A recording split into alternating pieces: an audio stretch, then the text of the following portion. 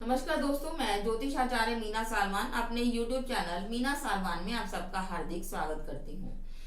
आज हम बात करते हैं चंद्रमा ग्रह के बारे में। नव ग्रहों में सूर्य के बाद ज्योतिष में सर्वाधिक महत्वपूर्ण ग्रह है चंद्रमा। हमारा पूरा ज्योतिष चंद्रमा के इर्द गिर्द ही घूमता हुआ दिखाई देता है। चंद्रमा मनसो जातः, चंद्रमा हमारे मन का कारक है।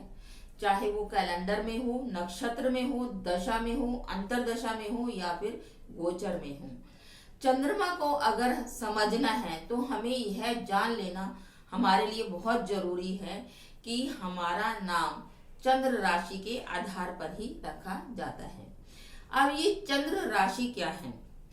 चंद्र राशि वो होती है जब किसी जातक का जन्म होता है और जिस समय उस जातक का जन्म होता है उस समय कुंडली में चंद्रमा जिस राशि में होता है वो हमारी जन्म राशि कहलाती है और उसी के आधार पर ही जातक का नामकरण होता है। दूसरी बात ये कि अगर आपकी कुंडली में सूर्य और चंद्रमा नीचस्थ अवस्था में है तो आपकी कुंडली में चाहे कितने भी अच्छे योग क्यों ना हो, आपको उनका अच्छा फल प्राप्त नहीं हो सकता। इतना महत्वपूर्ण है चंद्रमा हमारे लिए। चंद्रमा अगर हमारा मन है तो चंद्रमा हमारी माता है, चंद्रमा जल है, चंद्रमा चांदी है, चंद्रमा नौसेना है, चंद्रमा वस्त्र है, चंद्रमा हमारा अंतर्मन है, चंद्रमा हमारी कल्पना शक्ति है, चंद्रमा हमारा पूर्वाभास है। वैज्ञानिक दृष्टि से चंद्रमा गुरुत्वाकर्षण शक्ति और सारी पृथ्वी जल तत्व को नियंत्रित करती है। मानव का मन और उसकी भावनाएं जो सी हैं वो मन पर ही आधारित होती हैं। अगर चंद्रमा को नियंत्रित किया जा सकता है तो निश्चित रूप से मानसिक दशा में अपार मजबूती पाई जा सकती है। चंद्रमा कर्क राशि का स्वामी होता है और वृषभ राशि में यह ज्यादा बलवान होता है और वृश्चिक राशि में यह नीचस्थ अवस्था में होता है। चंद्रमा से संबंधित अगर कोई समस्या हो सकती है तो वो है व्यक्ति का मन बिना कारण परेशान रहता है, सांस लेने में उसको तकलीफ होती है, शीत जन्य रोगों की समस्या जातक को अक्सर रहती है, व्यक्ति को स्त्री पक्ष या स्त्री पक्ष को लेकर उसे हमेशा कष्ट बना रहता है, हार्मोन्स की समस्या बनी रहती है, अवसाद का योग बना रहता है और नींद ना आने की समस्या अक्सर जातक को बनी रहती है। व्यक्ति बार बार नींद में एकदम से चौंक कर उठता है, मीन्स एकदम घबरा जाता है, सोए सोए एकदम से उसको डर लगना शुरू हो जाता है और वो चौंक कर उठ जाता है। व्यक्ति को माता का सुख नहीं मिलता और अगर उसकी माता होती भी है तो उसके साथ उसके संबंध अच्छे नहीं होते हैं।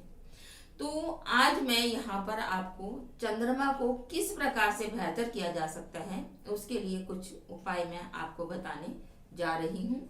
लेकिन उससे पहले आपसे यह निवेदन करती हूँ कि मेरे चैनल को ज़्यादा से ज़्यादा लाइक, शेयर और सब्सक्राइब कीजिए। स्पेशल बेल आइकन को आप जरूर दबाएं ताकि मेरी आने वाली नोटिफिकेशन आप तक पहुँच सके। चंद्रमा को 3 तरीके से मजबूत किया जा सकता है। सबसे पहला मंत्रों द्वारा, रत्नों द्वारा और दान द्वारा। इन तीनों तरीके से आप अपने चंद्रमा को बेहतर बना सकते हैं। सबसे पहला उपाय अगर आप जो कर सकते हैं और वो क्या है, चंद्रमा के लिए भगवान शिव की उपासना सबसे ज्यादा फलदायी होती है।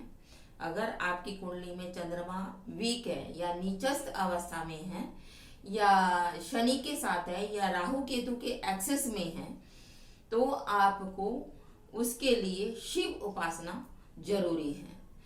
इसलिए शिव का मंत्र अधिक से अधिक आपको लाभ पहुंचा सकता है। पूर्णिमा का उपवास आप कर सकते हैं, वो भी आपके लिए फलदायी हो सकता है। चंद्रमा के लिए आप मोती या मून स्टोन आप धारण कर सकते हैं। चांदी के गिलास में आप नित्य पानी पीजिए। पूर्णिमा के दिन संध्या के समय चंद्रमा को जल और दूध मिश्रित और उसमें थोड़ा सा चावल डालकर आप चंद्रमा को अर्घ दीजिए और ओम श्राम श्रीम श्रूम सा चंद्रमा से नमः इस मंत्र का उच्चारण करते हुए आप चंद्रमा को जल दीजिए और वहीं पर आप आधा घंटा बैठिए और चंद्रमा को आप निहारें। इससे आपके चंद्रमा को बल मिलेगा। पूर्णमासी के दिन आप सफेद वस्त्रों का दान कर सकते हैं, सफेद चीजों का आप दान कर सकते हैं। और चंद्रमा के लिए अगर आप किसी महिला को सफेद वस्तु का दान करते हैं, सफेद मिठाई हो जाए या वस्त्र हो जाए या कोई भी कपड़ा आप अगर देते हैं, दूध या दही अगर किसी महिला को देते हैं तो वो चंद्रमा का सबसे बेस्ट उपाय है। चांदी के गिलास में आप नित्य जल पिए। जब भी आप जल पिए चांदी के गिलास में पिए, या दूध भी अगर पीते हैं तो वो भी चांदी के गिलास में ही आप पीजिए। ये थे चंद्रमा को मजबूत करने के उपाय। अगर आप इन उपायों को करते हैं तो आपका चंद्रमा अवश्य ही मजबूत होगा और आपको इसके अच्छे फल प्राप्त होंगे। यहीं पर ही मैं अपनी वाणी को विराम देती हूँ। अगले एपिसोड में आपके सामने फिर हाजिर होंगी। तब तक के लिए जय श्री।